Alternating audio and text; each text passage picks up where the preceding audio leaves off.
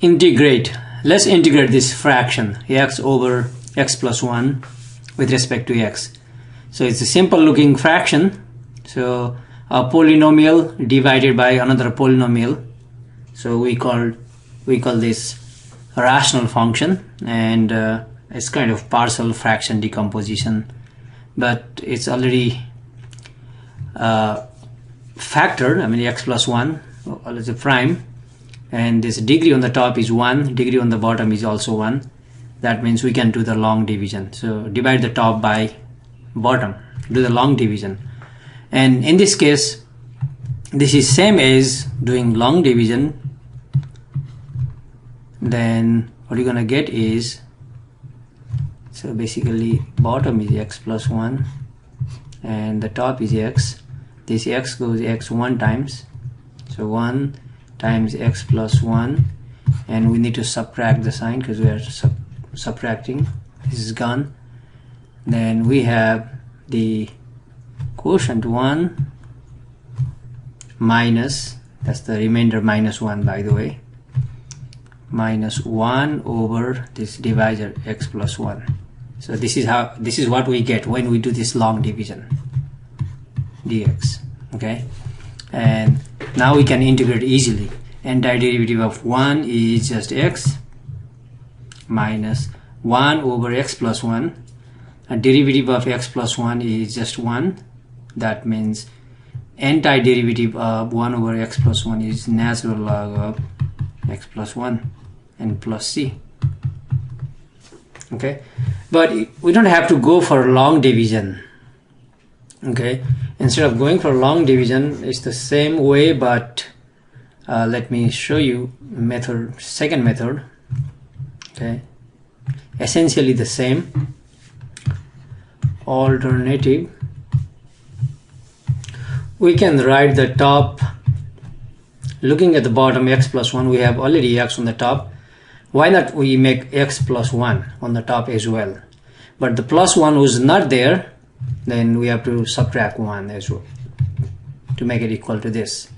And let's say x plus 1 is a quantity and minus 1 is another term, and x plus 1 on the bottom. Okay, now we can separate into two fractions, x plus 1 over x plus 1, which is 1, minus 1 over x plus 1 dx. Okay, this is what we get when we do the long division, divide the top by bottom. Then we can easily integrate. Antiderivative of 1 is x minus natural log of x plus 1 plus c. So let me show you another method as well. Now you can think it's a third method if you like. X over x plus 1. Okay,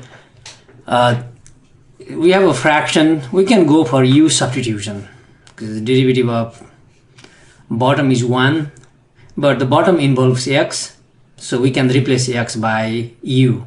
So here if we let u be x plus 1, then let's take the derivatives. Du over dx equals 1 dx, but the top has x, so from this substitution we can isolate x, subtract 1 from both sides, x equals u minus 1.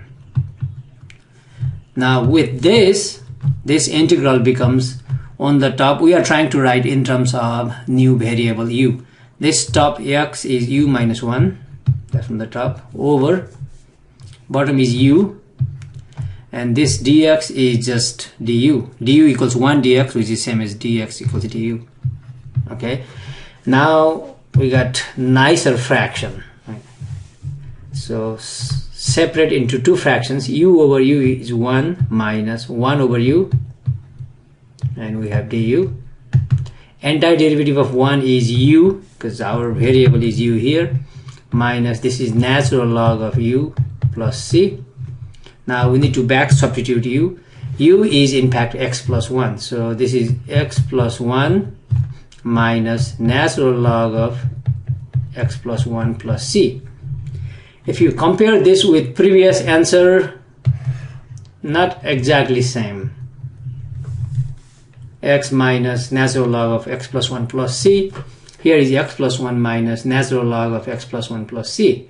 This looks like this plus 1 is additional, but this is a constant, arbitrary constant. So this 1 plus c we can rename as another constant c. So these are in fact the same.